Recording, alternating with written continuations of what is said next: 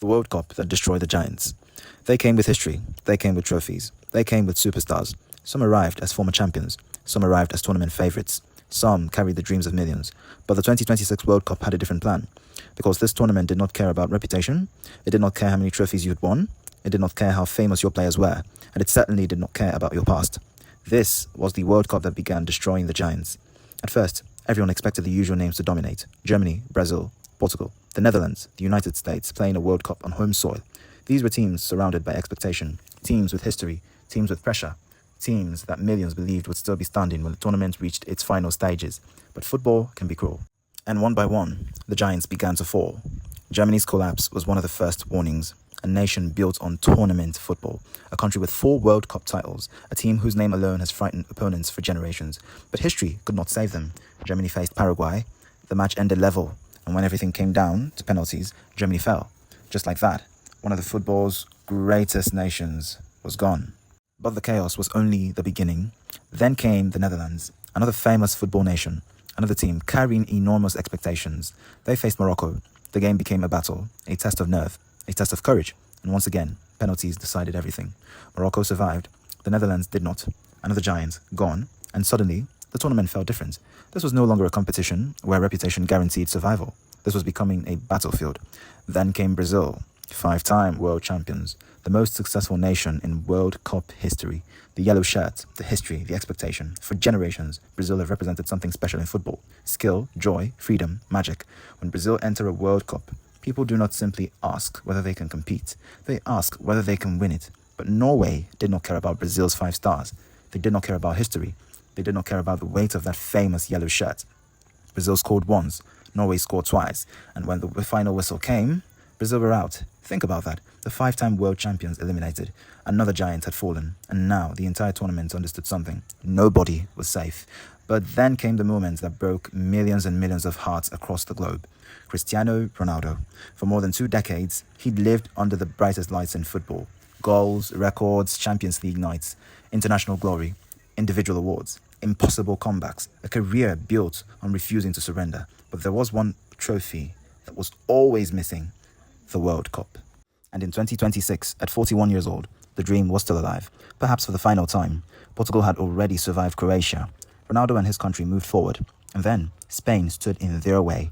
Portugal versus Spain, 2 football nations, 1 place in the next round, and for Ronaldo, possibly one final chance to keep the greatest dream of his career alive.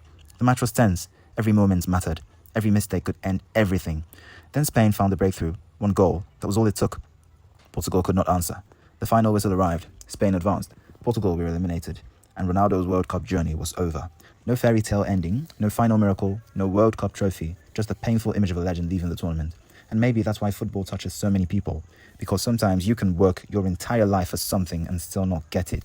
You can sacrifice, you can believe, you can fight. You can become one of the greatest the world has ever seen, and still, one dream can escape you.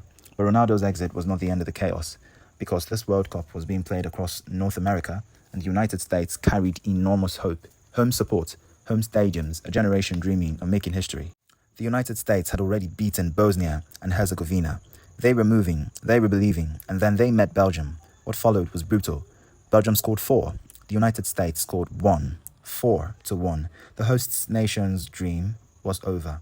The stadiums remained, the supporters remained, the tournament continued, but the United States were out. Another painful story, another painful ending, another major story.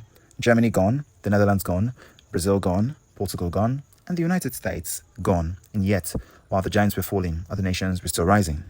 Morocco, a country that had already shown the world it could dream beyond expectations. They defeated the Netherlands. Then they faced Canada, and Morocco did not just survive, they dominated. 3 goals, a clean sheet. And suddenly, Morocco were in the quarterfinals. Again, still alive, still dreaming, still carrying the hopes of millions. Then there was Norway, the team that looked at Brazil, looked at 5 World Cup stars, looked at generations of history, and refused to be intimidated. They eliminated Brazil. Now they face England, and that's what makes this tournament so dangerous, because once an underdog realizes that the giants can bleed, fear disappears. England also survived their own battle. Mexico pushed them. Mexico scored twice, but England found 3 goals. And somehow, they moved forward. France kept marching, not always with noise, not always with chaos, but with a cold understanding of a team that knows how to survive tournament football. Spain eliminated Portugal. Belgium destroyed the American dream. Morocco continued their extraordinary journey.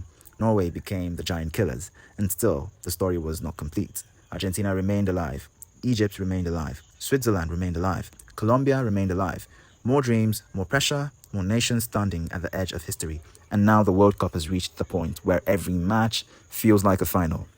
One mistake and 4 years of preparation disappears. One goal and an entire country erupts. One penalty and a legend can become a villain. One save and an unknown player can become immortal. This is no longer just a football tournament. It is survival. France versus Morocco, Spain versus Belgium, Norway versus England, and another quarterfinal place waiting to be decided. Look at the nations that have already disappeared. Look at the names, look at the history, and then understand the message of this World Cup. History does not protect you. Reputation does not protect you. Fame does not protect you. The number of followers you've got does not protect you. The trophies you've won yesterday cannot win today's match. Germany learned it. The Netherlands learned it. Brazil learned it. The United States learned it. And Cristiano Ronaldo, one of the greatest footballers who's ever lived, learned it in the most painful way. But perhaps that's why we keep watching, because football is unpredictable, because giants can fall, because underdogs can rise, because one moment can change everything, and because somewhere right now another nation believes this could finally be their year. France believes, Spain believes, Belgium believes, England believes, Morocco believes, Norway believes, Argentina believes, and millions of fans around the world are asking the same question: who is next? Who will survive? Who will fall? And when the final whistle blows on July 19, who will be standing above everyone else, holding that glorious World Cup? We do not know, but one thing is already certain. The 2026 World Cup will not be remembered as a tournament where the Giants simply marched to victory. It will be remembered for heartbreak, for shock, for fallen legends, for fearless underdogs, for dreams that ended too early, and dreams that somehow refused to die. This is the World Cup that destroyed the Giants. And the most terrifying part, it's not over yet.